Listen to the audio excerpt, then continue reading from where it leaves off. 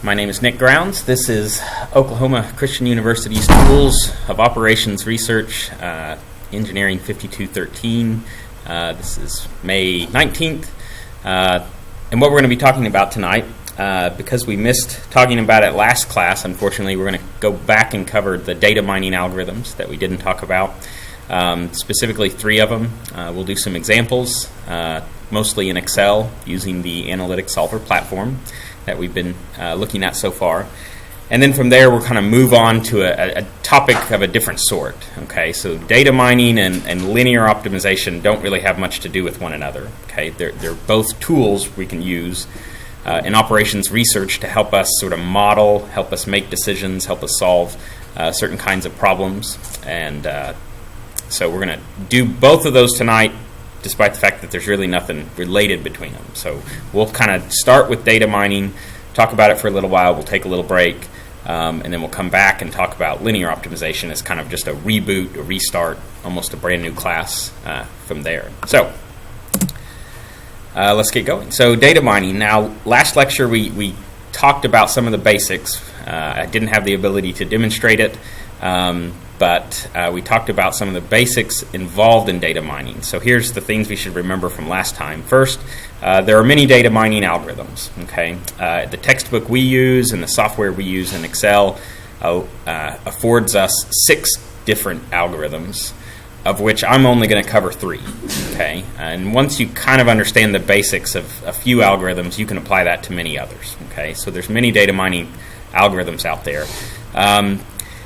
Basically, what the data mining algorithm is supposed to do, or tries to achieve, is to take lots of data in a database, which we've talked about, consisting of rows or records, and then fields, which are the columns or the different types of data.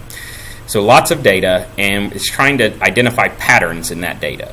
So patterns that would suggest if one field has a certain value or a value in a certain range, then another field for that same record would likely have some other value, or a particular value, or a value in another particular range. Okay, so it's trying to find those kinds of patterns, and we use that for 2 purposes. The same 2 purposes we have in general for modeling, which are 1, to understand the world better, to describe how things work, or to describe, at least in the model sense, of what's important and what's not important. So we can use those patterns to just get a better understanding of how things relate to one another.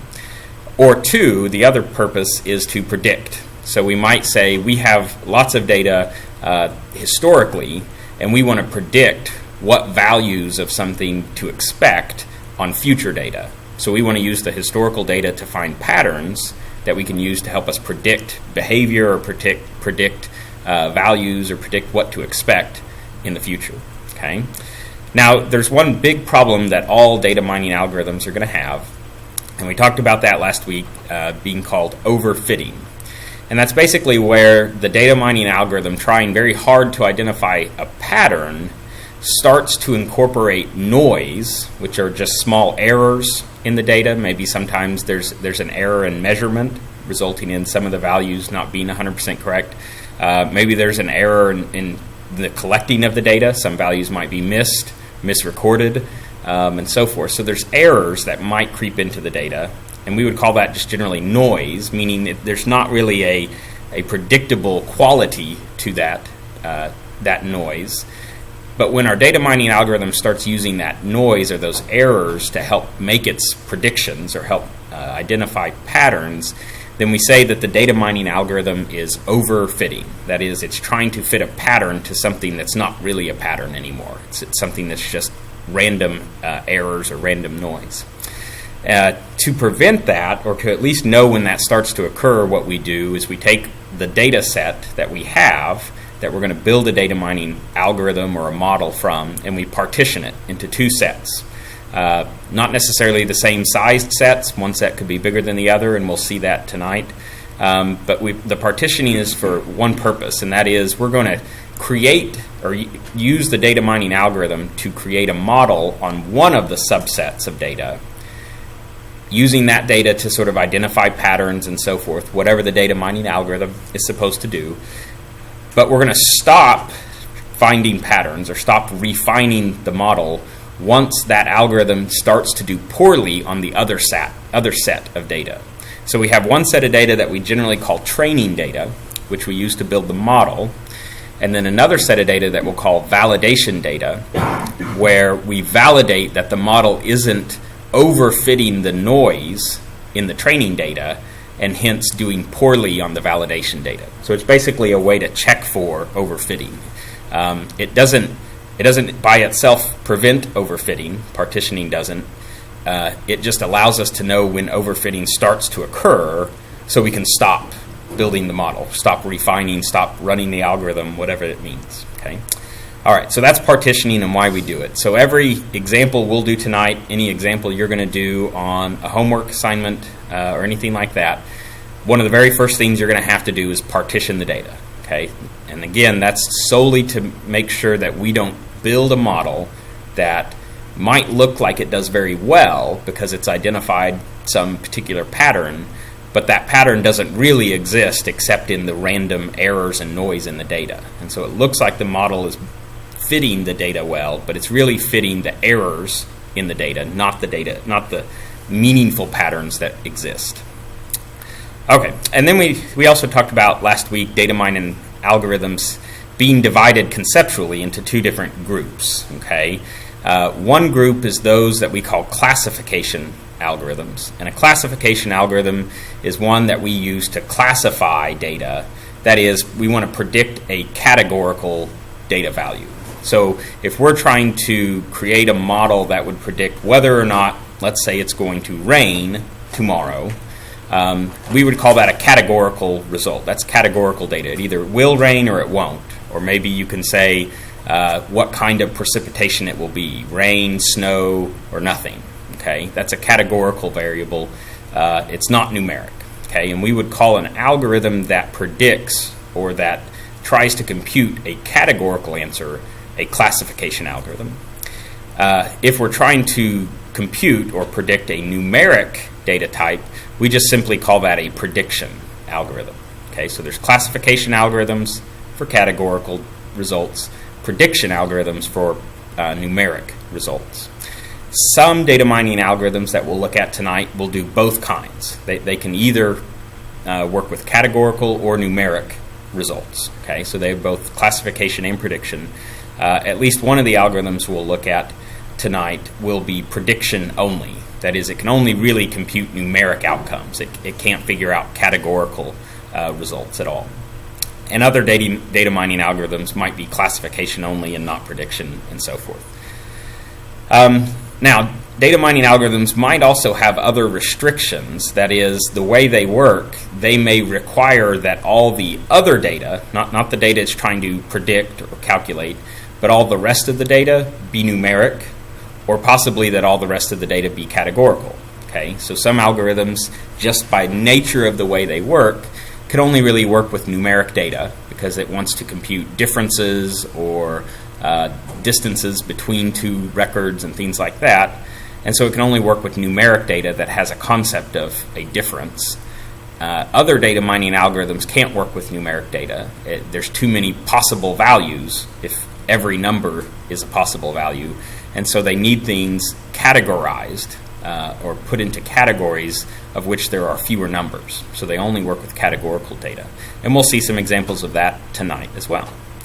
And then finally, every data mining algorithm is going to have some parameters that govern how that data mining algorithm works. Okay, so the data mining algorithms we'll look at tonight, the three we'll look at, each have their own set of parameters. That is, ways we can instruct the data mining algorithm how to do its work or how to compute its result in a way that might give a better result for some parameter values or a worse result. Okay, and we'll look at those parameters as we go through.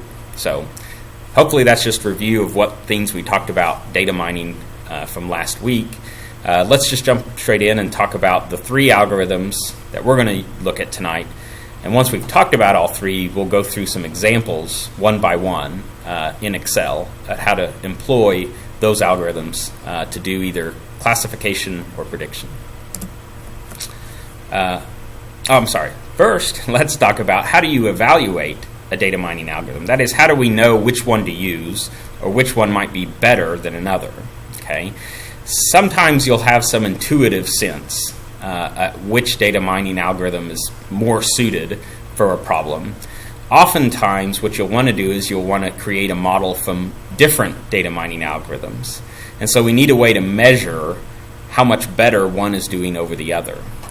Generally, the way we'll do that is we'll just look at the error rate. That is, how many predictions or classifications did the algorithm get right versus how many it got wrong. Or in the case of a numeric result, how wrong was it? So we may have predicted a number like 9, whereas the real value should have been 10, and we're off by 1. Okay? So we can look at error rates or error percentages or average errors in terms of numeric results, and we can use that to evaluate one data mining algorithm versus the other, how much better one did over the other. Another way we're going to look at tonight, though, is to actually use a graphical representation known as a lift chart. And what a lift chart tries to show is how much better the data mining algorithm is doing at its prediction or its classification than just sort of a random or an average guess would. So if, for example, we're trying to classify whether or not it's going to rain tomorrow, and we have lots of historical data for every day, whether it rained or not, and maybe some indicating fields that we think are important, like whether or not it's cloudy, maybe the temperature, the relative humidity, and so forth. And we try to build a data mining algorithm that's going to predict for each day whether it rained or not. Okay? So for historical data, we know the answer, but we want to build a model using that historical data to help predict the future. Okay, so in the future, we can know whether or not it's cloudy or how humid it is or what temperature it is, and we can predict whether or not it'll rain that day. So a data mining algorithm might find that, for example, it's important if the humidity is high that it's more likely to rain. Okay. However, a very naive way would just be to say, well, if it rains 10% of days, then we can just guess it won't rain every day, and we'd likely only get 10% of the days wrong.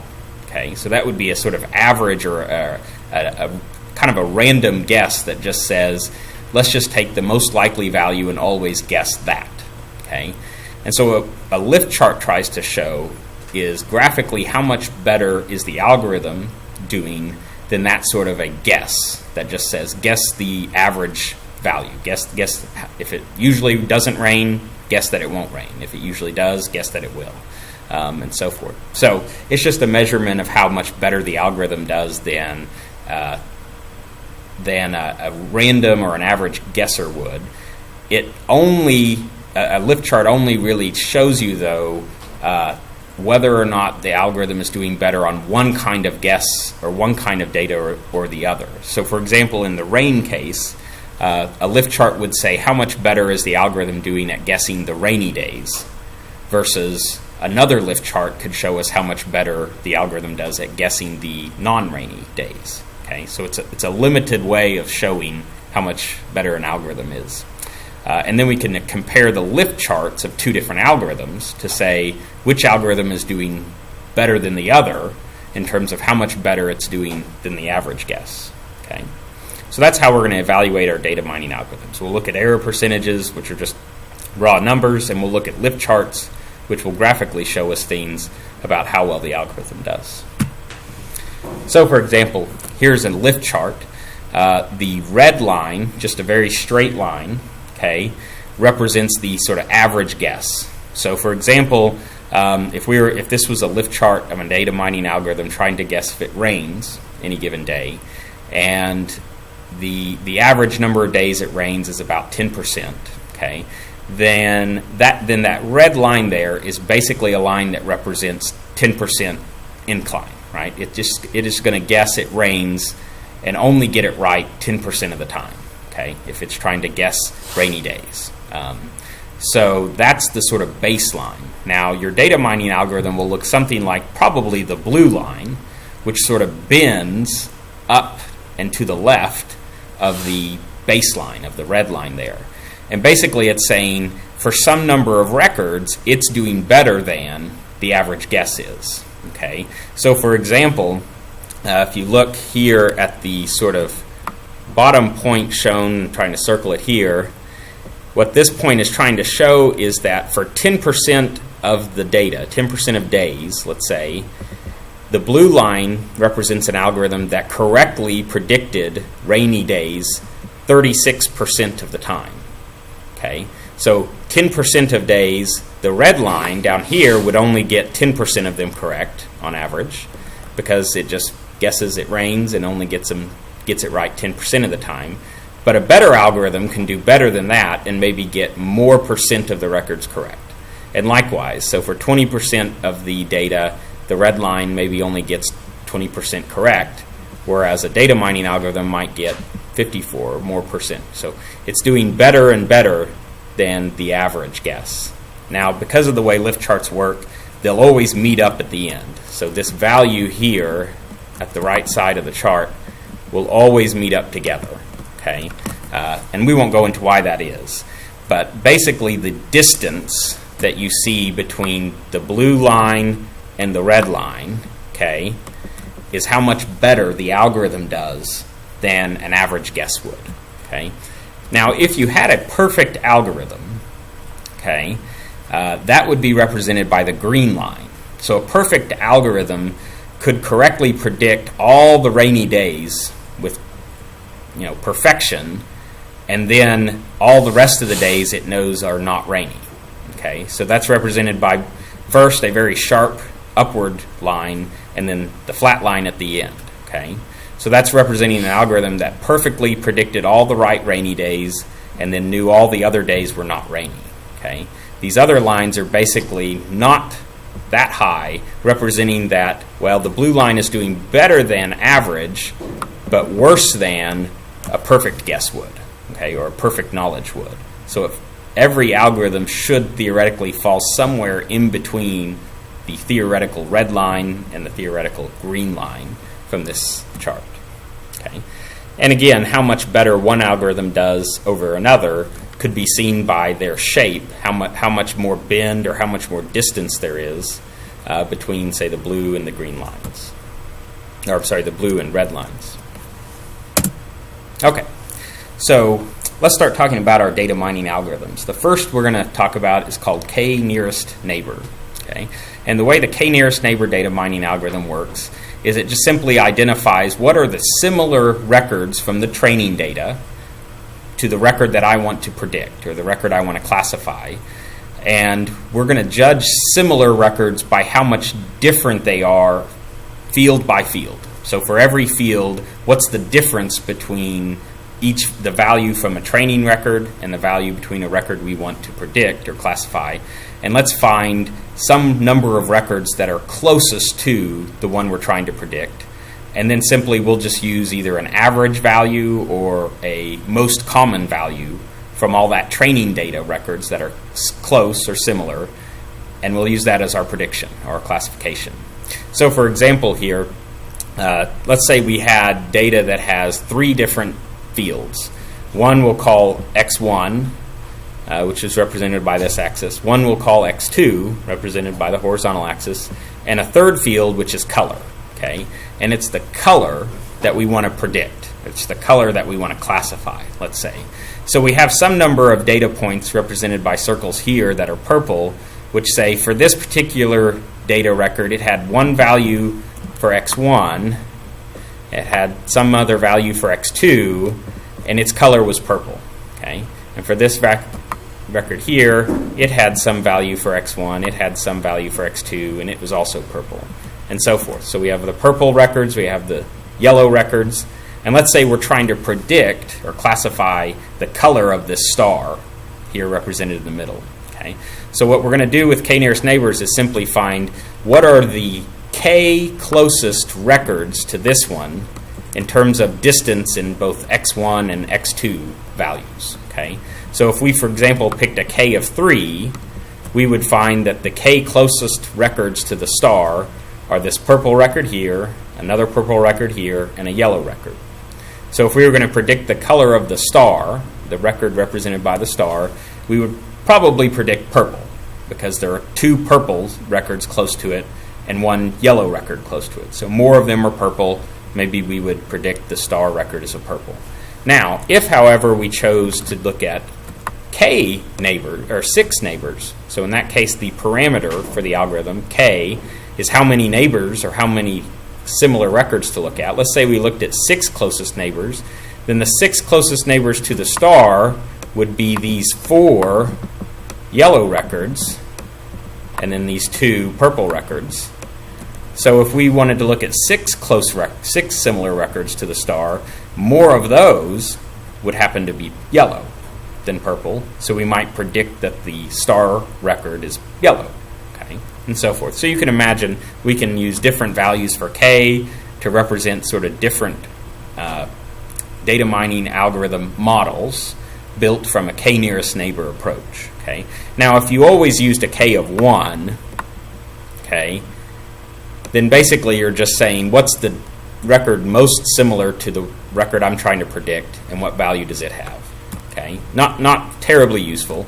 If you happen to pick k very large, say the entire number of records you have, then every record is neighbors with every other record, which means you'll always be guessing whatever the majority is. So in this case, if we have 5 purples and 5 yellows, we just have to randomly guess to break the tie.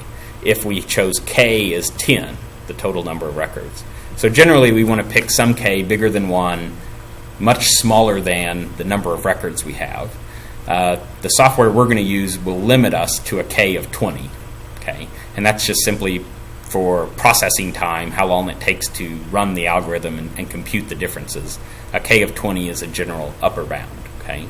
So we'll look at k nearest neighbors in just a moment, but that's sort of how it works, okay? So we're going to pick a k, or maybe we'll let the computer compute values for different k's and figure out which one is the best value of k to use in a particular problem, and then build a model that says I can predict new records based on looking at the k closest records to it. Okay. The next algorithm we'll talk about tonight is called the classification and regression tree algorithm. Okay. Now the classification part specifically means this is a classification algorithm. The regression part technically is related to prediction and numbers. So it turns out the classification and regression tree algorithm can do both prediction and classification. So it can work with both numeric results and categorical results. And the way it does that is graphically represented here. Let's say we have some number of records. In this case, it looks like 108. And those are divided into 52 records, which are, let's say, blue, and 56 records, which are some color pink, let's say. Okay, so that's the number of records we have, and that's sort of how they divide between 2 categories, in this case, 2 colored types of records. So what we do is we try to find a way to subdivide all these records into 2 different categories, okay, based on some other field. Let's say that field, in this case, in this example, I'm saying a field named A. And let's say the A field had a yes and a no value. So we'll divide these 108 records into the ones that have a yes in the A field and ones that have a no in the A field. So now we have 2 subsets of records. And the idea is we want to divide records such that one category is over here as much as possible and the other category is over here. So it looks like we found that dividing records by A, by the value of A, puts most of the pink records over here, or more of the pink records over here with very few blues, and more blue records over here but still some pink. Okay, so then we just recursively try to divide both of those subsets into further subsets by dividing on another field. In this case, let's say B. So we divide these records into ones that have one B value versus another B value, and we find that we basically split out one of those blue records here with a few pink and one of the blue records here with a few pink, and then we can further divide those maybe on another field and so forth. Now, just because we divided by B in this first subset, we might divide by B on the second subset, but we wouldn't have to. So we can choose different fields to divide by each time we go down the tree, right? This looks kind of like a big tree, like that, right? until eventually what we want to see is at the bottoms, we see mostly records of one type. So here we have all pink records. Here we have almost all pink records. Here we have, sorry, that's not the bottom. Here we have mostly pink. Here, unfortunately, we have maybe a split half and half, pink and blue. But here we definitely have more blues. Okay, so we found a way to divide records such that we've partitioned or divided away the pink records from the blue ones as much as possible. So obviously now if we want to predict a new record, all we have to do is say, okay, for that new record, what value of A does it have? Let's say it has a value of no. Okay, so it falls in this camp. And then we would say, what value does it have for B? If it had a yes value for B, we'd fall over here in this camp and say, well, since most of these records here are blue, let's predict or classify the new record as a blue record.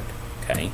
Likewise, if we had a new record that had a yes value for A, okay, we'd come this way. And then let's say it had a yes value for B, so it would follow this way. And then let's say it had a no value for C, so it would follow this way. And we'd find that, well, every other record that had that particular set of values was pink. So let's classify the new record as pink, and so forth. Now, the way classification and regression trees work, they can divide records that have categorical fields, say a field A that has yes and no values, or it can divide records with numeric fields by saying something like, well, if we have values A that are, say, less than 10, okay, and values that are greater than 10, then we can divide those records by that value. So an A of 10 would say values less than go one way, values greater than 10 go another way. Okay, so that's classification and regression trees. The last data mining algorithm we're going to look at tonight is called multiple linear regression. And in some ways, it's the easiest one to understand. All it does is it says, let's take and multiply each number in all the fields by some coefficient, and then compute the sum of all of those, and use that to predict the value of, say, some numeric field we're trying to predict. Okay, so it's just a linear weighted sum of all the other field values. And the way we figure out what value to multiply by each field, the coefficients, is we look at the training data.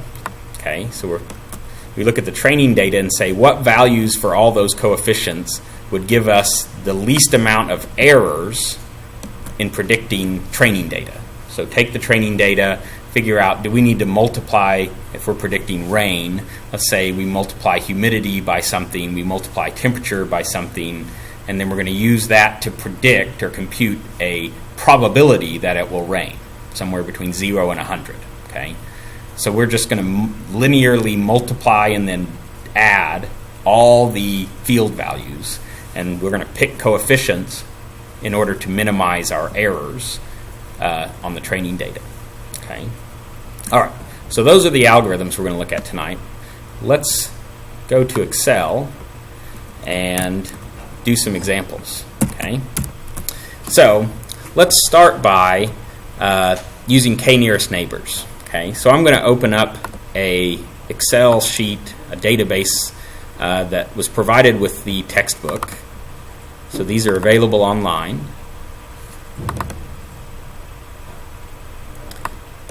And in this case, we'll talk about just for a minute what this data is and how we're going to use it and use the k-nearest neighbors data mining algorithm to do something with it. So this data is records of different people and different, so all the fields are different aspects, so whether or not the person has a checking account and so forth. And these are all people who are trying to get credit for a loan. So they're trying to apply to get credit. They want to have some money loaned to them to make some kind of a purchase. Okay, and so these different fields represent different aspects or attributes of those people. So whether they have a checking account, the duration, how many months they want the loan for, 6 months, a couple of years, so forth. There's some fields here that represent what they want money loaned to them for. So some of them want to buy a new car, some of them want to buy a used car, some of them want to use the loan to buy furniture or use toward their education, maybe pay tuition and things like that. There's the amount of the loan, so how much money they're trying to borrow, whether or not they have savings accounts, and other things like that, maybe gender, age, lots of things here, so lots of different fields. And in the end, for every person in this database, we have a response field that says whether or not they successfully got a loan. That is, whether or not they had a credit rating that was favorable for us to want to give them a loan. So we're trying to use this data. Looks like we have, let's see here, something like 1,000 data items, 1,000 records, okay, of people, all the attributes about them and their loan, and then whether or not they successfully got a loan or not. And what we're going to do is we're going to use a data mining algorithm to see, is there a pattern to who gets a loan and who doesn't? Do people of a certain age tend to get loans versus another age group doesn't? Is it what they use the loan to do? Education, cars, whatever else? Or is it some other aspect? Is it the amount of the loan and so forth? So is there a pattern to who is generally credit worthy, that is worth giving loans to, and those who aren't? And that way we could use that, one, maybe just to understand better why do some people get loans and some people don't. So just kind of describe the world and how it works. Or another is we might want to predict in the future somebody. We want to give them an estimate. Do we think you'll successfully get a loan or not, given your age, given the amount of the loan you want, what you want to do with it, and so forth. Okay, so we're going to build a model for all that. Now, for k-nearest neighbors, it is restricted to only using numeric data, okay, because it basically has to compute how different two records are from each other to know which records are similar to others. So it needs numeric data. And in this case, all of this data looks numeric, okay? Some of this data is binary, that is, it's only zeros and ones, whether or not something is true or factual or not. But we can still use that as numeric data, okay? Because you can compute the difference here between two records and say, well, in this case, this field, these two records have different values, so obviously they're different. Whereas those two records for this field don't have a difference, right? There is no difference in that field. It's the same value. So as long as all the data is numeric, then k-nearest neighbors can be used, okay? Now, k-nearest neighbors could be used as both a classification and a prediction algorithm. So the actual result we're wanting to predict can be numeric or categorical. In this case, you can consider it either way. It looks like it's yes and no. Did they get a loan or not? That's categorical. But here it's even represented with numbers, 0 and 1. So it won't matter in terms of that. Now, because all the data is already numeric, there's no sort of transformation we need to do. We don't need to transform any of this data from categorical into numeric for the algorithm to work. Okay. Now, the one thing I will note before we get going on this is each record has a unique ID number called the observation, and I'm not going to use that field as part of the algorithm. That is, it shouldn't matter whether you're the first record or the 10th record or the 1,000th record. That shouldn't be useful in terms of predicting whether or not you get credit. Okay? So when we create our k-nearest neighbor algorithm, I'm going to leave out that field, okay? But I'll use every other field, okay? Obviously except for the response field, the one I'm trying to predict, okay? Now, remembering back, the first thing we always do for a data mining algorithm is partition, okay? So we're going to do that up here on the toolbar. There is a button for partitioning, okay? So a button just labeled partition. It's under the XLMiner platform tab, okay? So I'm going to click that. And technically we have two options, although for simplicity and for the entirety of this class, we will always just choose the standard option. So partition and standard partition. That's going to analyze the data we have on this Excel spreadsheet and come up and tell us, here's all the fields or the variables in that data. And again, I'm not interested in the observation number. That's not going to be useful for prediction. So I'm just going to include every other field except that one, okay, in my partitioned data. And you'll see at the bottom here we have several options. I'm going to always suggest we just use defaults, but what it's saying is I'm going to randomly put 60% of the data in this case it would be 600 rows in the training set for building the algorithm, and 40% of the data, or 400 rows in this case, in the validation set. Okay, so I'm taking all the records, these fields at least, so I'm leaving out the observation field, but every other field I'm going to take for every record, and I'm going to either put it in the training set or validation set at random, okay, in a 60-40 split. So we'll say OK. That's going to create a brand new sheet in your Excel workbook. So the data tab that we were on here now has a data partition tab that looks something like this, where we still have all the data, okay, down here, at least all the fields that I selected, and the data is split into a training data set, okay, that we'll see here, and a validation data set at the bottom, okay. So we can scroll down if we wanted to. You can just take my word for it. So all the data is here, but it's categorized into a training set and a validation set.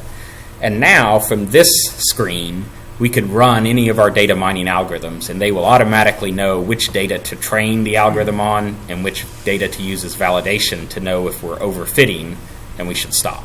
Okay. So because the outcome of this data is technically categorical, it's either 1 or 0, okay, I'm going to use the classify button up here in the data mining tab. So the classify button for the classification algorithms. I would not use the prediction algorithm, even though the response is 0 and 1, which are numbers. I don't want to use the prediction algorithm because the prediction algorithm would compute a number. So it might compute something like 5, which wouldn't have any meaning when we want to know, do they get credit or not? Yes or no.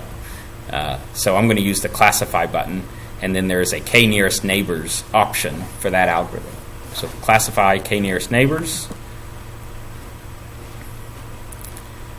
We'll bring up another dialog that'll allow us to say which field are we trying to classify and which are the fields we're going to use to do that classification. That is, which are the fields that we're going to use to compute the neighbors or the near similar records.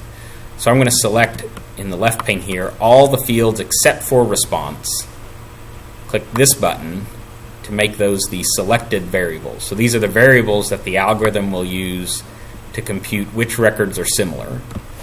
The response field, that is whether or not they get credit or not, or a loan or not, will become my output variable. Okay, so I'll click that button to move the response field into the output variable area.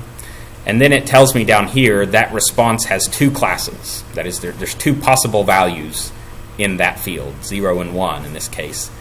And then we're going to leave this as default, but for, again, when I was talking about the lift chart, okay, the lift chart sort of assumes that you're trying to predict one value over the other. So you're trying to predict who gets credit or who doesn't get credit. So in this case, I'm saying the 1 value is the value I'm interested in when building the lift chart. Who gets credit, or how well does the algorithm do at predicting who gets credit?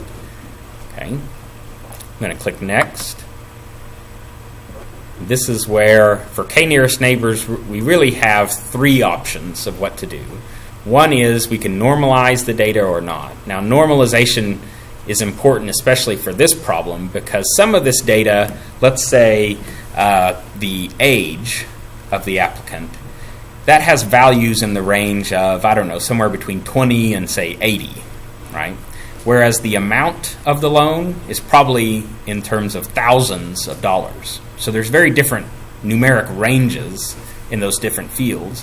What we don't want to have happen is a record looks very different from another one because the amount of the loan is different, even though the age and some of the other fields are very close. Okay, what we want to do is normalize all the fields so that it knows how much different is each field from the average value in that field. Okay, so we're going to normalize the data. I would say more often than not you should normalize unless you know not to. Okay, unless you have a reason why you would not want to, it's usually a good idea to go ahead and check that box, normalize the input. Now here's where we get to pick K, that is how many neighbors do we look at. And again, the maximum value we can put here is 20. And what I'm going to do is I'm going to put 20, but instead of only computing 20 neighbors, I'm going to select this option here that says actually do every k between 1 and that value, 20, and tell me which one did the best. So it's technically going to compute 20 different models for 20 different values of k, and then tell me which model had the best success, that is, predicted correctly more often than the others. Okay, I'm going to say next. And here's where you can select what kind of data you want to see at the end. In this case, I'm going to leave the defaults. We'll talk about these as we go through. But what we're going to see is a summary report of how much error in prediction or classification occurred for the training data and the validation data. And we're going to see those lift charts for both the training and validation data. So just so we can have all that to look at. Once I say finish, it's going to run that algorithm. Okay? So this should only take generally a few seconds on most modern computers. For this amount of data, there was only 1,000 records and so forth. So here we go. Now, it's created several new sheets in my Excel workbook. You'll see at the bottom here. One is called KNNC output. The KNN stands for K nearest neighbors classification. And this is just the output tab that basically gives us all the information about how much error, which K did it pick, and so forth. And then you'll see two more tabs for the lift charts for both the training and then the validation data. And then there's another tab which has sort of the results of all the models. So you can actually look into specifically which records did it use and so forth, which records were similar and whatnot. So I'm going to just look at the output tab for now. I'm going to scroll down. It tells us which options we had chosen for the parameters. So we did normalize the data. We picked a K of 20, but we scored for every K between 1 and 20, and so forth. So we can scroll on down and look. What's most interesting for K nearest neighbors is going to be this validation error log, which says for all the different values of K, when I computed the algorithm, what percent of the training data did it get wrong versus what percent of the validation data did it get wrong. And essentially it's going to say the best K, the most optimal K, is the one that got validation data most correct, okay, more than any other K. So in this case you'll see that if we used a K of 1, that is, we only cared about the one most similar record when doing our classification. Well, obviously on the training data you can do perfect on that because you only care about the training record itself, right? For every training record, you could perfectly predict it if you only care about the value it has and none of its neighbors. But on validation data, if you're trying to classify validation data by looking for the one most similar record from the training data, then it turns out we were wrong 31% of the time. So we only got about 2/3 of the records correct, and so forth. So for more values of K, it looks like best K is a K of 11 neighbors, in which case we got roughly 26% of the validation data wrong. Okay, so we were right almost 75% of the time. Okay, not bad, not great, but not bad. If you want to see that broken down, you can scroll down a little further and it'll tell you for training data or for validation data which records or which types of records it got right versus wrong. So you'll see which class, so whether or not they got that response, whether or not they got the loan. So for those who got the loan, there were 271 validation records. We got 14 of them wrong for an error percentage of 5%. Okay, so it looks like on the validation data, most of our missed guesses, our missed predictions, were in the cases that somebody didn't get a loan.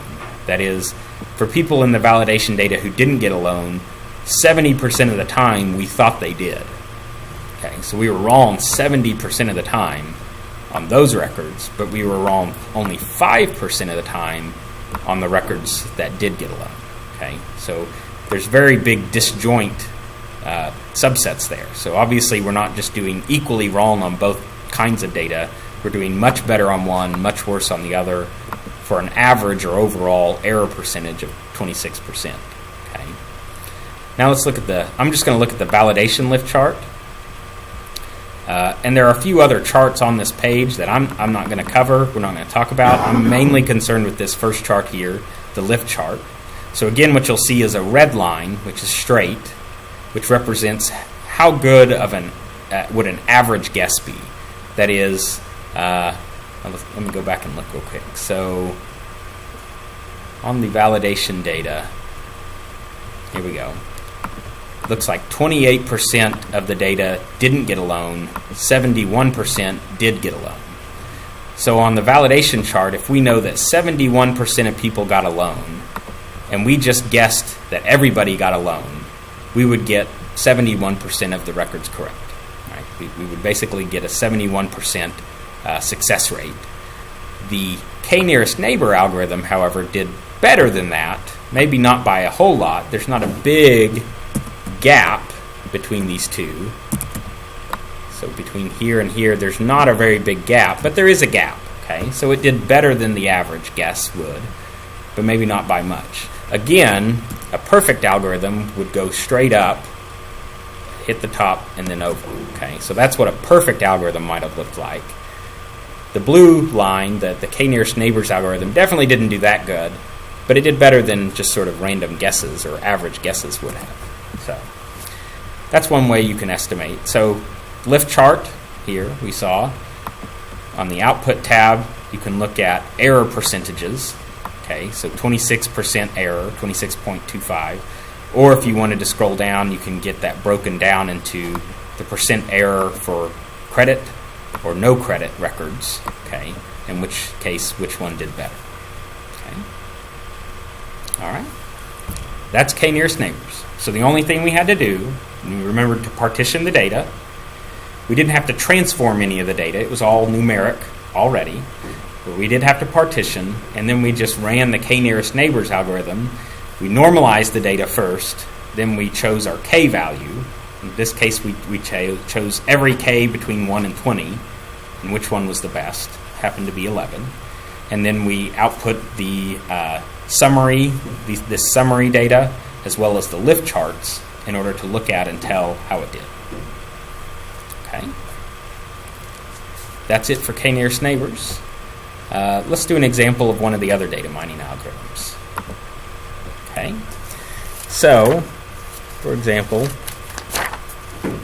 let's look at the classification and regression tree algorithm. And for that, I'm going to use a different sample database. Let's use this one here. So this is an Excel sheet that represents data for a fundraising campaign. So these are potential donors, people, some attributes of them, say the zip code where they live, maybe their income level, their gender, whether or not they've donated in the past, and so forth. Okay, so those are all the fields. And then at the end, we have a target B field. Okay, not a terribly clever name, but target B field here, which represents 1 or 0, did they donate when we asked. Okay, so this is a fundraising charity that contacted its donors, recorded some information about them, and then asked them to donate. And some of them did, some of them didn't. And now we have all this data collected, and we want to use that either to understand better, is there a pattern to who donates and who doesn't?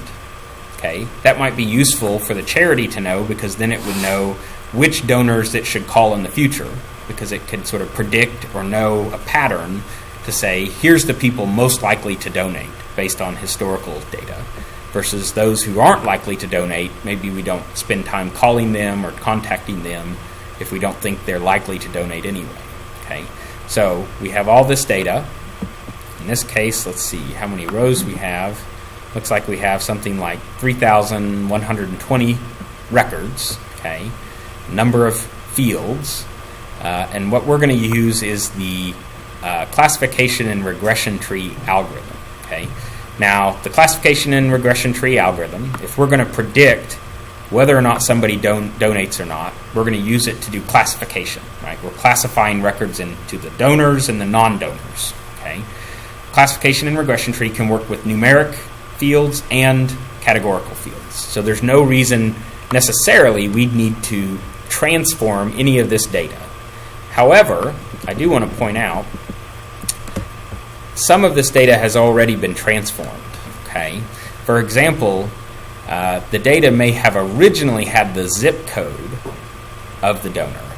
Okay, that would have been a numeric value, a number, effectively, except that it's not truly numeric because the difference between zip codes doesn't have any meaning.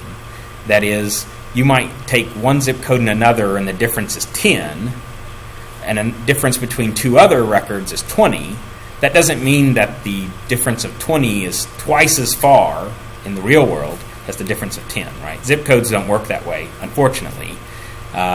Sometimes they're clustered and nearby one another, but sometimes, because of the way zip codes have been assigned, you'll have a very different zip code, even though it's a very close location. Okay, so what they've done is they've taken the zip codes and they've divided them into effectively 5 categories.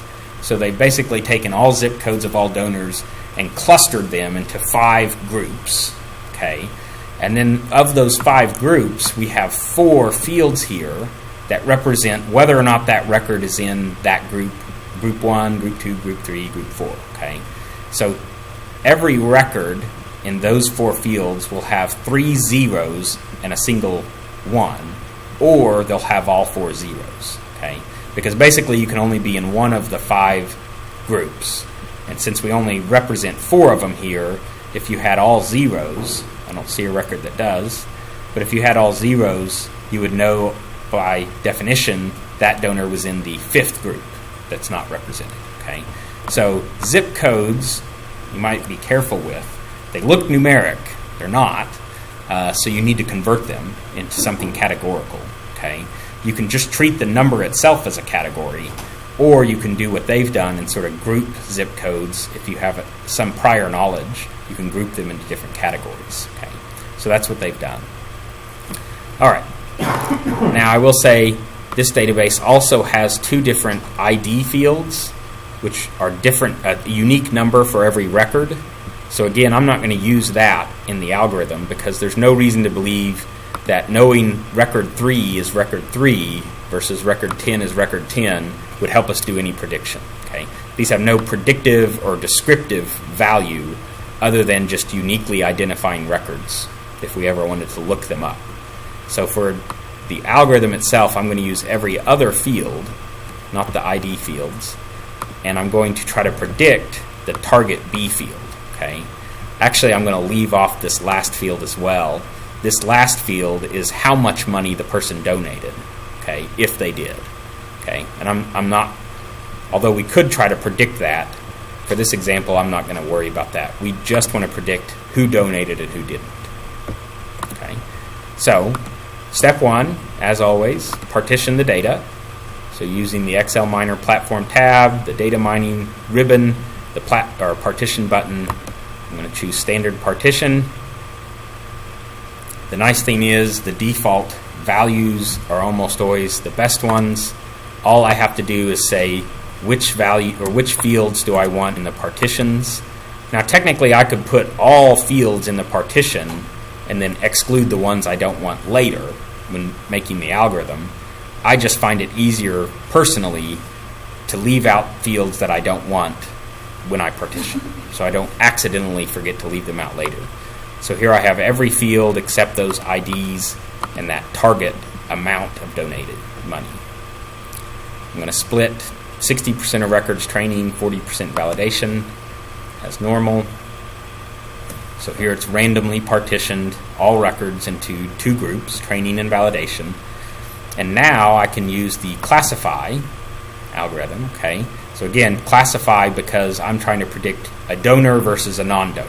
Okay, I'm not trying to predict amount. I'm not trying to predict probability of donating. I'm just trying to predict a donor versus a non-donor. So 2 categories. And the algorithm I'm going to use is this classification tree. Okay, it's called classification tree because we're doing classification. Okay, now there are 4 sub-options here. I'm not going to get into the difference between those or what those do differently. I'm just going to choose single tree as sort of the base algorithm, the most simplest form. Okay, so when doing that, when doing classification trees, at least for this class, just always choose the single tree option.